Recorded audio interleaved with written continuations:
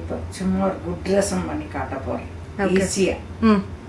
ஈஸியாக பண்ணி விடலாம். பருப்பொന്നും வேண்டாம், பருப்பும் வேண்டாம், அரைச்சுன்னு இருக்கவும் வேண்டாம். ஓகே, எல்லாம் இறக்கி விட்டு போட்டல் காட்டுறேன். ஓகே. இப்போ அதுக்கு புளியை கரைசல் பண்ணி வச்சுக்கோங்க. உங்களுக்கு எத்தனை வேணுமோ அந்த மாதிரி புளி கரைசல் பண்ணி வச்சுக்கோங்க. கடுகு துவரம் பருப்பு, தனியா, கொத்தமல்லி அரிசி, கருவேப்பிலை, கொஞ்சோண்டு மெந்தியம். ஓகே. பொரிச்சு போடுறதுக்கு அதுதான் மாத்திரம் மெந்தியம் வேணும். வாசனைக்கு வேணும். ஓகே. இது வச்சிருக்கேன். இதில் கொஞ்சம் தேங்காய் எண்ணெயும் நெய்யுமா விடுறேன்.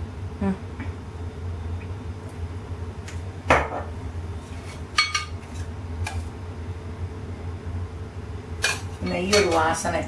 ஆமாம், அதுக்கு வேண்டிட்டு இப்போ கடுகு போடுறேன். அது ஒன்று வெடிச்ச பின்ன பாக்கி எல்லாத்தையும் போடலாம். வேகம் ஆயிடும். ஒருத்தருக்கு தட்டை வச்சு ஒருத்தர் ரசத்தை பார்த்தோன்னா ரசம் சாப்பிட்றதுக்குள்ள ரசமாயிடும், கூட்டாஞ்சலும் சாப்பிட்றதுக்குள்ள. Okay okay. இந்த உளுத்தம் அந்த துவரம் பருப்பும் கொத்தமல்லியும் போடுறேன். கருவேப்பிலை, மிளகா வைப்பேன்.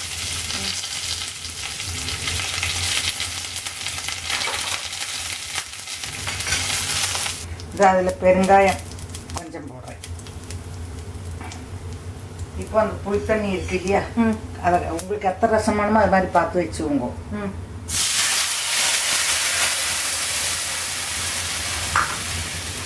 எத்தனை வெள்ளம் வேணுமோ அது நீங்கள் புளி வச்சா வச்ச போல பார்த்து விட்டுவோங்க.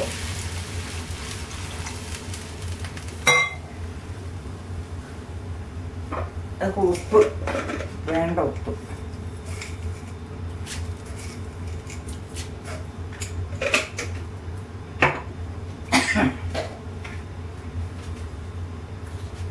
கொஞ்சோண்டு ரசப்பொடி போட்டுவோங்க. ரசப்பொடியோ சாம்பார் பொடியோ எது இருக்கோ கொஞ்சோண்டு வெல்லம். ஓகே. இது தளச்சதுன்னா உங்களுக்கு ரசம். ரொம்ப தளச்சுட்டே இருக்கண்டா. ஒரு தலை வந்தா நிறுத்திக்கலாம். வேணும்னா பிடிக்கிறவளுக்கு தக்காளி போட்டுக்கலாம், இல்லை வேப்பம்பு போட்டுக்கலாம். ஓகே. அதெல்லாம் அது சேஞ்ச் கொஞ்சம் வேணும்னா நம்ம வேணும். இது தலைக்கணும். இது நல்லா சூடு சாதத்துல போட்டு சாப்பிட்றது சூப்பரா இருக்கும். ஓகே. இது ஒரு தலை மஞ்சப்பொடி போடுறேன். ஓகே. அதுக்கு வேண்ட மாதிரி மஞ்சப்பொடி போட்டுவோங்க. அது கொதிச்சு வந்ததுன்னா உங்களுக்கு ரசமாச்சு. கம ரசம் கொத்தமல்லியை போட்டு இறக்கிங்க. ஓகே. இப்போ புளியோட மனம் அது போயிடும். ஒன்றும் அந்த கொதி வார்த்தையே போயிடும். ரொம்ப கொதிச்சாலும் கஷ்டமாக்கும். ஆனா ஒரு கொதி வார்த்தைக்குள்ள அந்த புளியோடு வரணும். வெறும் போராட்டு நான் வேவிச்சு வச்ச புளி தானே, அதனால தான் கேட்டேன். இப்போ வேவிக்காத புளியா ஆனாலும் நல்லா நுரைஞ்சு வந்தா போயிடும். அந்த பாத்திரப்பாகவும் வந்ததுன்னா கரெக்டாயிடும். சரி சரி. ஓகே. இது கொஞ்சம் சைடெல்லாம் தலைக்கலாம். இந்த தளச்சாச்சு ரசம் இப்படி இருக்கும். சூடாக ஒட்டி சாப்பிட்றதுக்கு சூப்பராக இருக்கும்.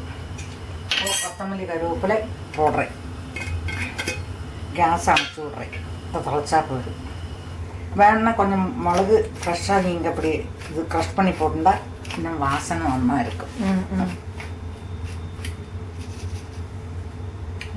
ரெடி ஆயிடுச்சு.